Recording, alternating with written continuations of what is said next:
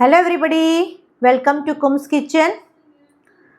इसके पहले वीडियो में हमने आपको बताया था सिंगदाना, तिल, खोपरा डाल के हमने जो चटनी बनाई थी, कड़ी पत्ते की चटनी।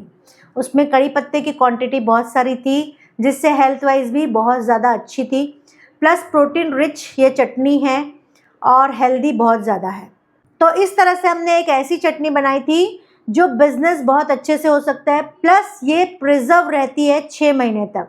तो ये एक फ़ायदा है कि आप इसको बना के स्टोर करके रख सकते हैं। अगर आपने वो वीडियो नहीं देखा है और आपको बिज़नेस करना है या घर के लिए बनाना है तो आई बटन में क्लिक कीजिए, आपको वो रेसिपी मिल जाएगी, उसका बिज़नेस आइडिया मिल जाएगा, उसकी पैकेजिंग का तरीका और किस तरह से बेचना है हमने सब उसके अंदर डिटेल बताया है, आप देख सकते हैं।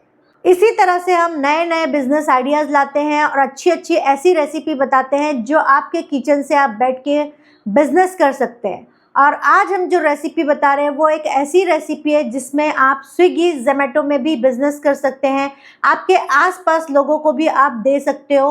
प्लस जिसके यहाँ शादियाँ हो रही है, जिसके यहाँ पार्टीज़ हो रही है, जिसके यहाँ और भी कोई प्रोग्राम्स हो रहे हैं, वहाँ पर भी आपको ऑर्डर दे के मंगवाएंगे लोग और आपका बहुत ज़्यादा फ़ायदा होगा। तो अगर आप स्विगी ज़ोमैटो करते हो तो 5 किलोमीटर के रेडियस में आप कर सकते हो। प्लस अगर आप अपने रिश्तेदार या फ्रेंड्स या फैमिली या जानने वालों को अगर आप ये बेचते हो तो बहुत दूर दूर तक ये डिलीवर कर सकते हो और आसानी से अच्छी इनकम ले सकते हो। तो चलिए स्टार्ट करते हैं। तो आज हम बना रहे हैं बटाटा पोहा। तो महाराष्ट्र का फेमस बटाटा पोहा यानी कि आलू पोहा, इस तरह से लोग बोलते हैं और इस चीज़ को लोग जो है सुबह के नाश्ते में ज़्यादातर खाते हैं। बच्चे इसको टिफ़िन में ले जाते हैं और लोगों के यहाँ जब मेहमान आते हैं तो इसका ऑर्डर जो है बड़ा बड़ा आता है, क्योंकि मेहमानों के साथ उतना टाइम देना है, उनके साथ बैठना है, उनके साथ मस्ती मजाक करना है। तो वो नहीं चाहते कि हम घर में बनाएं, इसलिए वो ऑर्डर हमको देते हैं और हम उनको देते हैं और हम अच्छी इनकम लेते हैं। तो चलिए स्टार्ट करते हैं। तो अभी हम ये सिंगदाना ले लिए हैं यानी कि मूंगफली यानी कि पीनट। तो ये लिए हैं हम 100 ग्राम्स और इसको अच्छी तरह से हम रोस्ट करेंगे। ड्राई रोस्ट करना है और कंटिन्यू इसको चलाते रहना है ताकि ये ना जले ना कच्ची रहे। तो 5 से 7 मिनट या 10 मिनट लगेगा इसको, धीमी आंच में आप इसको छोड़ देना है और इसको ड्राई रोस्ट करना है।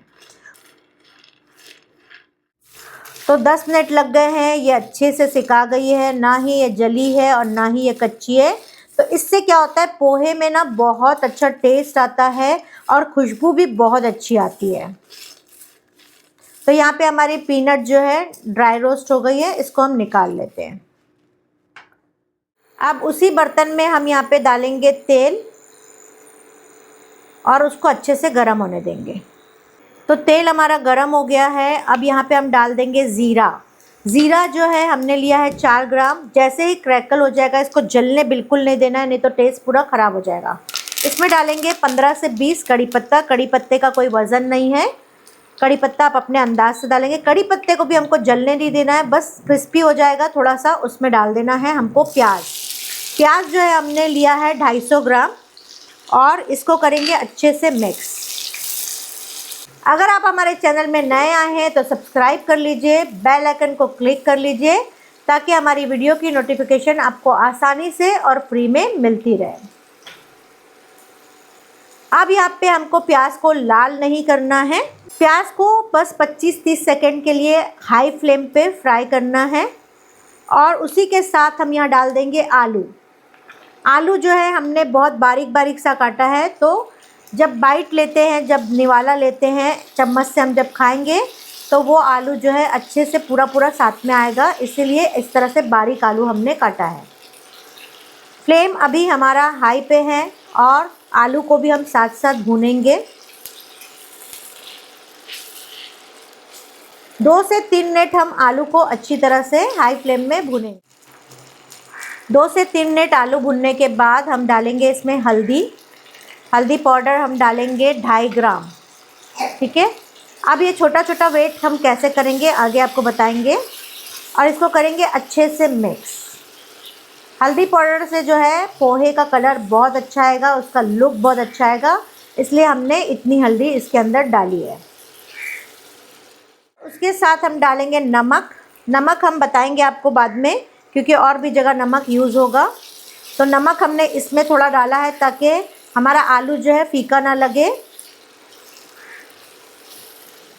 फ्लेम अभी हमारा मीडियम पे है। अब यहाँ पे हम डालेंगे हरी मिर्ची। हरी मिर्ची को जो है मैं धो के साफ़ करके इसको फ्रीज़र में रखती हूँ पैकेट्स बना के इस तरह से। तो इससे क्या होता है, इजी हो जाता है। मिर्ची जो है बहुत जल्दी ख़राब हो जाती है। ये आराम से महीना, 2 महीना, 3 महीना रहती है फ्रिज में और एज़ इट इज़ रहती है। अब ये हम 4 मिर्ची लिए हैं और इसको कट करके इसमें डाल देंगे। ये तरीका बहुत ईजी है, बस फ़ौरन लो, लेकिन पैकेट को फ़ौरन जो है फ्रीज़र में डालो। ऐसा नहीं कि थॉ हो जाए, मेल्ट हो जाए और आपकी मिर्ची ख़राब हो जाए, पानी हो जाएगी, मिर्ची ख़राब हो जाएगी। इससे बेटर है कि जल्दी से इसको फ़ौरन फ्रीज़र में रख दो। तो यहाँ पे मैं मिर्ची 4 ली हूँ। 4 जो मिर्ची है वो परफेक्ट मेजरमेंट है, लेकिन अगर आप ज़्यादा तेज़ खाते हो तो फिर आप बढ़ा सकते हो। लेकिन स्विगी और ज़ोमैटो में कर रहे हैं तो हमको सबका ख्याल करना है कि तीखा खाने वाले जो है वो फीका खा सकते हैं, लेकिन फीका खाने वाले तीखा नहीं खा सकते। ठीक है, बस ये फ्रीज़र में हम ये मिर्ची को रख देंगे। तो इस तरह से आपका बिज़नेस इजी होने के लिए मैंने बता दिया कि इस तरह से कैसे बिज़नेस इजी होता है, चीज़ों की तैयारी करके। चीज़ों की जब तैयारी होती है तो बिज़नेस हम आसानी से और फ्रेश और अच्छी चीज़ दे सकते हैं। आलू, हल्दी, नमक, मिर्ची सब भूनते हुए 5 मिनट हो गया है। अब यहाँ पे हम डालेंगे टमाटर। अच्छा, आलू हमने लिया था 300 ग्राम, ठीक है, छोटा बड़ा आप देख के 300 ग्राम लेंगे। और 250 ग्राम हमने लिया है यहाँ पे टमाटर। तो मैं तो यही बोलूँगी कि डायरी और पेन लेके बैठो और नोट कर लो। ये वीडियो कभी भी मेंबरशिप में जा सकता है, फिर आपको ये वीडियो जो है आपको पे करके ही ख़रीदना पड़ेगा, क्योंकि अच्छी अच्छी रेसिपी बता रही हूँ मैं। तो इस वीडियो को मैं मेंबरशिप में ज़रूर डालूँगी।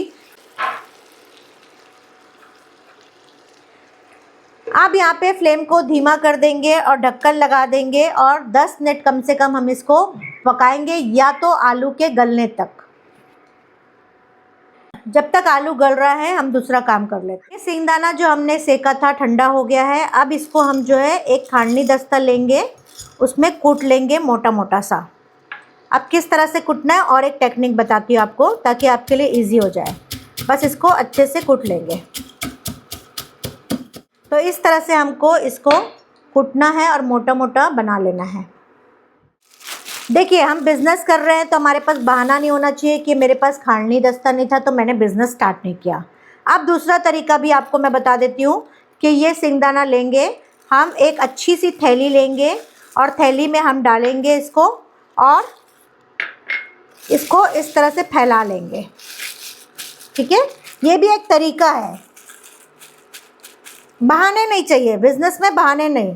अब यहाँ पे इसको ऐसा रख के आप अच्छे से जो है इसको कूटना शुरू कर दो।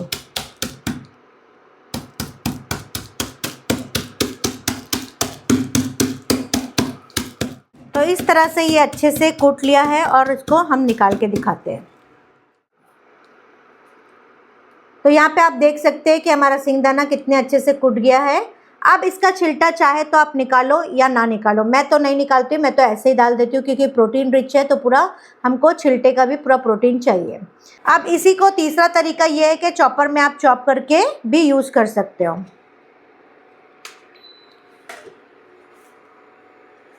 अब आलू को 1 से 2 बार हमको हिलाना है निकाल के और देखना है कि गला कि नहीं। तो जब गल जाएगा फिर आगे का प्रोसेस दिखाते हैं। अब यहाँ पे आलू गल गया है और पूरा तरह से एकदम 1 से 2 मिनट में ये गल जाएगा। जब आपको लगे कि ये गलने आ गया है तब आपको क्या करना है, फ्लेम को लो पे ही रहने देना है और पकने देना है। और जब तक 1 से 2 मिनट और लगेगा तब तक हम दूसरा काम कर लेते हैं। अब हमने यहाँ पे पोहा लिया है और पोहे में बचा हुआ जो नमक है वो पूरा डाल देंगे। और उसके ऊपर दूसरी चीज़ मैं आपको ये भी बता दूं कि पोहा जो है मोटा वाला लेना है, जाड़ा पोहा जो बोलते हैं। एक तो पतला पोहा आता है जो चूड़े के लिए काम आता है, और ये जो पोहा है वो हमारा दूसरे चूड़े भी बनते हैं इससे, प्लस इससे बटाटा पोहा, आलू पोहा जो बोल रही हूँ वो इससे ही बनता है। पतला पोहा से अगर आप आलू पोहा बनाने जाओगे तो आपका पोहा जो है आटा हो जाएगा। ठीक है, क्योंकि उसमें पानी यूज़ नहीं किया जाता है। पोहा लिया, नमक डाला, नमक डालने के बाद पोहे को पानी इतना डालना है कि पानी जो है ऊपर आ जाए। 1 इंच 2 इंच जितना पानी ऊपर रहना चाहिए, तो ही ये पोहा अच्छे से भीग के तैयार होगा। अब इसको 5 मिनट के लिए सिर्फ भिगाना है, उससे ज़्यादा नहीं भिगाना है, नहीं तो ये भी आपका आटा हो जाएगा। पानी डालने के बाद पोहे को थोड़ा थोड़ा सा हल्का से हिला देना है ताकि सब तरफ पानी और नमक चले जाए। जैसे ही पानी में डालेंगे पोहा भीगना शुरू हो जाएगा और फूलना शुरू हो जाएगा।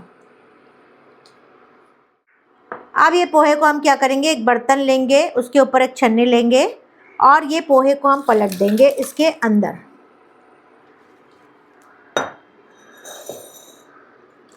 और पूरा पानी जो है निकल जाना चाहिए। जब पानी जो टपक रहा है वो पूरा कंप्लीट हो जाना चाहिए टपकना, उसके बाद ही हम इसको डालेंगे आलू के अंदर। और किस तरह से डालेंगे, किस तरह से हिलाएंगे और क्या क्या डालेंगे, पूरा डिटेल आपको दिखाती हूँ। अब पोहा हमने जो लिया है वो 400 ग्राम पोहा है और जो बचा हुआ नमक था वो डाल दिया है। और पानी तो आपको ऊपर तक अपने हिसाब से ही भरना है जितना आपका पोहा है। देखिए इस तरह से पूरा पानी जो है टपक रहा है। आलू गलने से 5 मिनट पहले आपको इसको करना है और फ़ौरन इसको डाल देना है। इसको रखना भी नहीं है आपको, ऐसा नहीं कि निथर निथर के पूरा ये पोहा जो है सूख जाएगा, तो वैसा भी नहीं चाहिए हमको, ठीक है।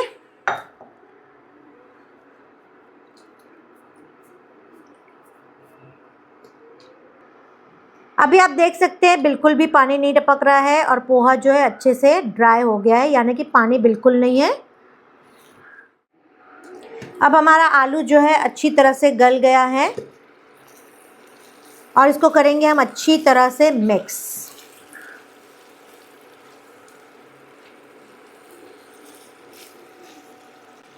और यहाँ पे डालेंगे हम पोहा, जो हमने पोहा छान के रखा है वो पोहा डाल देंगे।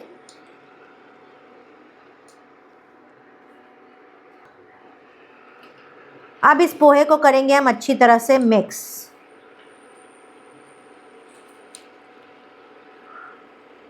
फ्लेम हमारा लो पे रहेगा और उसी के साथ साथ हम डाल देंगे जो सिंगदाना हमने कूट के रखा है वो डाल देंगे। हम तो छिलटे के साथ डाल रहे हैं, आपको छिलटा निकालना है तो निकाल लेना।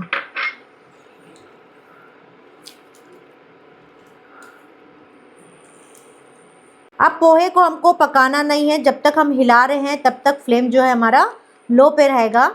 अगर आप पोहा पकाओगे या ज़्यादा देर तक आप गैस पे रखोगे तो पोहा जो है नीचे से कड़क होना शुरू हो जाएगा।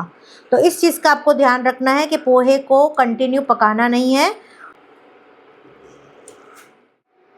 अब ये अच्छे से मिक्स हो गया है। बचा हुआ सिंगदाना भी मैं डाल दे रही हूँ और थोड़ा से गार्निश के लिए रखा है। सिंगदाना जो है मुझे बहुत पसंद है इसलिए मैं ज़्यादा डालती हूँ। अब यहाँ पे हम डालेंगे बहुत सारा कोतमीर यानी कि धनिया की पत्ती, तो इससे जो है टेस्ट बहुत अच्छा आएगा। धनिया पत्ती जो है, कोतमीर जो है आपको धो लेना है और धो के अच्छे से पानी उसका निकाल लेना है या पूरा सुखा लेना है। उसके बाद उसकी कटिंग करना है। तो आपको जो है कहीं भेजना है तो फिर वो गीला नहीं रहेगा और उसका लुक भी अच्छा आएगा। तो जब तक मैं हिलाती रही तब तक जो है फ्लेम बिल्कुल लो पे था और हिलाते हिलाते जो है पोहा अच्छा गर्म भी हो गया है और चिपक भी नहीं रहा है। बस इसको हाई फ्लेम पे नहीं करना है, नहीं तो पूरा जो पोहा है वो कड़क होने लगेगा, ठीक है। यहाँ पे हमारा काम ख़त्म हो गया। अब आपको पैकेजिंग भी बताते हैं और बहुत सारे टिप्स एंड ट्रिक्स भी आपको बताएंगे इसके साथ। अभी आपने देखा हमने पोहा बना के रेडी करा है और बहुत अच्छा, बहुत टेस्टी, बहुत खुशबूदार पोहा बन के तैयार हुआ है, क्योंकि हम सारी चीज़ें जो इसके अंदर है फ्रेश डालें हैं। अब देख लेते हैं इसका पैकेजिंग का तरीका, और पैकेजिंग के साथ साथ मैं आपको और भी टिप्स एंड ट्रिक्स दे देती हूँ। तो इस तरह से चलो वज़न करके ही हम आपको बताते हैं कि कितना देना है। वज़न करने से क्या होता है कि आपको परफेक्ट मेजरमेंट मिल जाता है, प्लस आपको पता चल जाता है कि हमारे कितना बनेगा, जो हम चीज़ बना रहे हैं कितने लोगों के लिए देना है, वो आपको परफेक्ट मेजरमेंट मिल जाता है। तो उतनी ही चीज़ आप बनाते हैं जिससे आपका वेस्टेज भी नहीं होता और आपकी इनकम भी सही आती है। तो यहाँ पे हम 0 कर रहे हैं कांटे को, और उसके बाद यहाँ पे हम 300 ग्राम्स भरेंगे। 300 ग्राम्स में एक इंसान आसानी से खा लेता है। तो ये परफेक्ट मेजरमेंट भी है, ठीक है। 300 ग्राम्स ये है, प्लस डब्बे का वजन 16-17 ग्राम होता है, तो हमने 320 भरा है। तो इस तरह से ये तो आपने दे दिया, तो एक दिखने में अच्छा ही लग रहा है। लेकिन इसको और अच्छा बनाने के लिए हम क्या कर सकते हैं, थोड़ी सी हम डालेंगे इसके ऊपर प्याज, उसके ऊपर हम डालेंगे थोड़ा सा सिंगदाना, उसके ऊपर हमारे पास यहाँ बारीक सेव पड़ी थी, तो हमने थोड़ी सी बारीक सेव भी डाल दिया है, ज़रा लुक अच्छा आ जाएगा, क्वालिटी दिखेगी। और उसी के ऊपर हम डाल देंगे थोड़ा सा कोतमीर यानी कि धनिया पत्ती, ठीक है। अब ये हो गया पैक। अब इसको स्विगी में, जोमेटो में आप आसानी से बेच सकते हो, और इस तरह से इसको आप पैक करके पूरा ढक्कन लगा दो, तो दिखे कितना प्यारा सा लग रहा है। उसी के साथ आप यहाँ पे दे दो 1 चम्मच। अब आपने सारी चीज़ें बनाई। अब हमने नमक जो यूज़ किया था वो था 15 ग्राम, और थोड़ा सा अंदाज से हमको जो है आलू में डालना है, और बाकी जो है हमको पोहे में, कच्चे पोहे में हम जब पानी डाले थे तब डालना है, तो वो बराबर लेवल होके 15 ग्राम लग जाता है, क्योंकि थोड़ा सा नमक जो है पोहे में लग जाता है और थोड़ा नमक जो है पानी के साथ निकल जाता है, तो बिल्कुल एग्जैक्ट जो है टेस्ट आ जाता है। तो पोहे में नमक डालने का मकसद क्या है कि पोहा जो है फीका ना लगे। अगर आप सारा नमक सब्जी में डाल दोगे तो सब्जी जो है खारी हो जाएगी और पोहा जो है फीका लगने लगेगा, इसलिए दोनों को लेवल करने के लिए हमने पोहे में भी डाला है और सब्जी में भी डाला है। अब यहाँ पे आप क्या कर सकते हो, हमने जैसे आलू डाला है, आपको अगर आलू नहीं डालना है, लोग जो ऐसे भी आते हैं जो आलू नहीं खाना चाहते हैं और थोड़ा हेल्दी बनाना चाहते हैं, तो इसमें मिक्स वेजिटेबल्स जो है आप डाल सकते हो।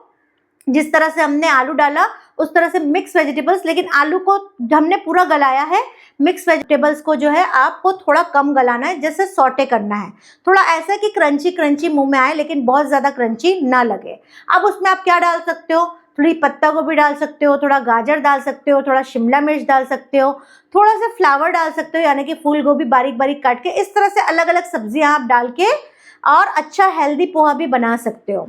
अब ये सारी चीज़ें तो मैंने आपको डाल के दिखाई। अब आपके ऊपर डिपेंड है कि आपको सामने वाला कितना पैसा दे रहा है, कैसा पैसा दे रहा है, कितनी बार्गेनिंग कर रहा है। पहली बात तो बार्गेनिंग बिल्कुल भी मत रखो, आप एक फिक्स रेट रखो, उससे आप हमेशा जो है अच्छे से रहोगे और कोई बार्गेनिंग नहीं करेगा, क्योंकि जब आपसे कोई बार्गेनिंग करेगा तो लोगों को भी पता चलता है कि ये बार्गेनिंग करती है, तो बार्गेनिंग करोगे तो फिर आप ही नुकसान में हो कि आपसे हर एक आएगा 5 रुपये कम करो, 10 रुपये कम करो, आप लालच में आओगे, आप बोलोगे जाने दे देते हैं। नहीं, एक फिक्स रेट रखो।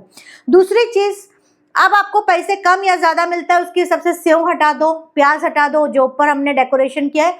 सिंगदाना यानी कि मूंगफली यानी कि पीनट, उसको आप कम या ज़्यादा अपने हिसाब से कर सकते हो या आप हटा भी सकते हो, लेकिन सिंगदाना डालने से टेस्ट बहुत अच्छा आता है। कम या ज़्यादा या सिर्फ छिड़काव कर दीजिए तो वो भी चलता है, या तो अंदर नहीं डाल के सिर्फ ऊपर डेकोरेशन कर दो, वो भी चलता है। तो वो डिपेंड करता है कि आपको कितना पैसा मिल रहा है, आपकी डिमांड पूरी हो रही है या नहीं। अब आपके लिए एक होमवर्क है, होमवर्क इसलिए दे रही हूँ क्योंकि आप लोग क्या चाहते हो कि सारी चीज़ें मैं बताऊँ, सारी चीज़ें मैं करूँ और मैं ही आपकी चीज़ें बेचूँ। तो ऐसा नहीं होता है। कैसे मैं बेचूंगी आपकी चीज़? आप कहाँ हो, मैं कहाँ हूँ, आपके कस्टमर कहाँ है, मेरे कस्टमर कहाँ है। तो आप की चीज़ मैं बेचूंगी नहीं, लेकिन मैं आपको आइडिया दे रही हूँ कैसे बेचना है। अब लोगों को जाके चखाओ, लोगों को जाके टेस्ट कराओ कि मैं भाई ये बेचती हूँ, मेरे किचन में मैं बनाती हूँ, आपको चाहिए तो कभी बोलना। होममेड का कॉन्सेप्ट जो है बहुत ट्रस्टवर्दी है और बहुत यकीन वाला है कि होममेड जो है बहुत सफाई से बनता है, और यकीनन हम बिल्कुल सफाई से बनाते हैं, हमारी चीज़ें हम सिखाते भी सफाई से हैं। अब आप अगर बिजनेस कर रहे हो तो एक इम्पॉर्टेंट चीज़ है वजन काटा, मेजरमेंट। आप अगर आप परफेक्ट करोगे तो आपकी चीज़ें जो है बहुत अच्छे से बनेगी, क्वांटिटी आपको पूरी मिलेगी और आपका पूरा पैसा मिलेगा। ये एक ऐसा वजन काटा ले लो। और दूसरी चीज़ जो मैंने आपको 2.5 ग्राम बताया था हल्दी पाउडर, तो वो जो है छोटे वजन कांटे में होता है, जो इसमें आधा ग्राम, 1 ग्राम, 2 ग्राम सारे वजन इसके अंदर होते हैं। तो ये ज़्यादा महंगा नहीं आता है, दोनों वजन कांटे जो है सस्ते हैं, 500-1000 रुपये का ये अच्छे से अच्छी क्वालिटी का आ जाता है, और ये 250-300-400 रुपये का अच्छी से अच्छी क्वालिटी का आ जाता है। आपके आसपास मिल जाता है तो अच्छी बात है, नहीं तो डिस्क्रिप्शन बॉक्स में हमारे पास लिंक दिया हुआ है, आपको घर बैठे ये वजन कांटे आ जाएंगे। तो इस तरह से आप बिजनेस स्टार्ट कर सकते हो और अच्छी अच्छी इनकम ले सकते हो। तो कमेंट में आपको होमवर्क है कि कि आप कमेंट में लिखोगे कि आपका पोहा जो हमने 400 ग्राम बनाया था वो बनने के बाद क्वांटिटी कितने ग्राम की बनी और 300 ग्राम के आपके कितने डब्बे बन रहे हैं, वो पूरा आपको डिटेल मुझे कमेंट में देना है। थोड़ी मेहनत मैंने की है तो थोड़ा होमवर्क आपको भी करना है। अगर आपको मेरे चैनल से मोहब्बत है, मुझसे मोहब्बत है, तो आप ये काम ज़रूर करोगे। मैं उम्मीद पूरी करती हूँ कि इसका इंतज़ार करूँगी कि कितना ग्राम बना, कितने की पैकेजिंग हुई, कितने डब्बे बन रहे हैं और कितना रुपए हमारा बन रहा है और हमको प्रॉफिट कितना हो रहा है। अब यहाँ पे आपको एक चीज़ बता दूँ कि अगर आपको 100 रुपीज़ की एक चीज़ बन रही है तो कम से कम 300 रुपीज़ का आपको बेचना ही बेचना है, तभी आपको प्रॉफिट होगा। अब हमने बात की है स्विगी और जोमेटो की, यही बोल के आपको सिखाया है, तो उसके बारे में थोड़ा डिटेल दे दूं। स्विगी और जोमेटो में होता क्या है कि आपको बहुत कम टाइम मिलता है, 15 मिनट, 10 मिनट, 9 मिनट, इस तरह से टाइम मिलता है। तो आपको करना क्या है, आपको जो हमने सब्जी बताई वो पूरी रेडी करके आपको फ्रिज में रख लेना है, ठीक है। सिंगदाना यानी कि मूंगफली को आपको सेक के कूट के एक डब्बे में रख लेना है। धनिया की पत्ती यानी कि कोतमीर आपको जो है काट के सुखा के पूरे अच्छी तरह से डब्बे में भर के रख लेना है। अब जब स्विगी का ऑर्डर आता है, जोमेटो का ऑर्डर आता है, तो आपको करना क्या है, थोड़ी सी सब्जी लेना है एक पैन में और पोहा जो है फौरन भिगा के, पोहे को भिगा के नहीं रखना, ड्राई हो जाएगा। पोहे को फौरन भिगा के 2 मिनट 3 मिनट रखो पानी डाल के और अपने हिसाब से नमक डालो और फटाफट जो है आप इसको मिक्स करो और दे दो। 5 से 10 मिनट 15 मिनट जो टाइम मिलता है उसमें आसानी से हो जाएगा। अब अगर सपोज आपका पोहा बना हुआ बचता है, या आप घर के लिए बनाया या किसी पार्टी के लिए बनाया या किसी का ऑर्डर का बनाया, इतना सारा पोहा बच गया, तो आपको क्या करना है, जब आपको ठंडा हो जाएगा तो थोड़ा से वो ड्राई हो जाएगा। ड्राई होने के बाद आपको मज़ा नहीं आएगी खाने की। उसको क्या करना है, आपको एक उसी बर्तन को आपको चूल्हे पे रखना है और थोड़ा सा पानी का छिड़काव देना है। जैसे हम चावल दम करते हैं ना, वैसा थोड़ा सा पानी डालना है और धीमी आंच पे उसको रख देना है। इससे क्या होगा, आपका पोहा जो है ताज़ा ताज़ा हो जाएगा। अब आपको लगता है स्विगी जोमेटो में कंटिन्यू पोहे के ऑर्डर आ रहे हैं, आपको 1 किलो 2 किलो 5 किलो के ऑर्डर आ रहे हैं, तो आपको क्या करना है, बना के रख लेना है और बना के रखने के बाद जो बचा है वो फ्रिज में रख लो। फिर ऑर्डर आया, आप फ़ौरन जो है उसको वही पानी डाल के धीमी आंच में उसको दम करो। जब तक आपका ऑर्डर वाला आता है, स्विगी वाला आता है, तब तक आपका वो थोड़ा सा अच्छे से गर्म हो जाएगा और इजी हो जाएगा। और आपके पास माइक्रोवेव है तो बहुत ही अच्छी बात है, माइक्रोवेव में आपको छींटा मारना है पानी का और माइक्रोवेव में गर्म करना है, एकदम ताज़ा हो जाएगा। तो इतनी सारी टिप्स एंड ट्रिक्स आपको मैंने बता दी, जितना कोशिश करी मैंने, ज़्यादा से ज़्यादा आपके साथ मैंने शेयर कर दिया। तो इस तरह से आप लोग भी बिजनेस करिए और कमेंट में ज़रूर लिखिएगा कि आज की रेसिपी, आज का बिजनेस आइडिया आप लोग को कैसा लगा। मैं कमेंट सबके पढ़ती भी हूँ और जवाब भी देती हूँ। So thank you very much.